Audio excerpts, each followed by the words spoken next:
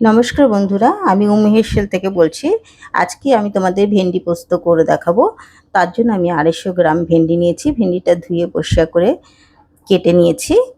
আর ভেন্ডিটা পোস্ত করার জন্য আমি পোস্ত নিয়েছি। পোস্তটা আমি পেস্ট করে নিয়েছি একটা কাঁচা লঙ্কা দিয়ে, যাতে বাচ্চারাও খেতে পারে। আর কালো জিরে ফোড়ন দেব, আর হাফ টমেটো পেস্ট দেব, আর এটা হলুদ, আর এটা হচ্ছে সন্দক নুন। তেলটা আমার গরম হয়ে গেছে, কালো জিরেটা ফোড়ন দিলাম। এবার ভেন্ডিটা ভালো করে ভেজে নেব।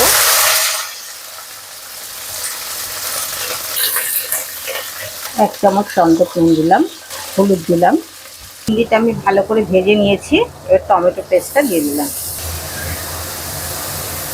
এবার আমি পোস্তটা দিয়ে দিলাম, মিক্সি ধোয়া জলটা দিয়ে দিলাম, দুটো গোটা কাঁচা লঙ্কা দিয়ে দিলাম। পোস্তটা আমি সিম আঁচে 3 মিনিট রান্না করব।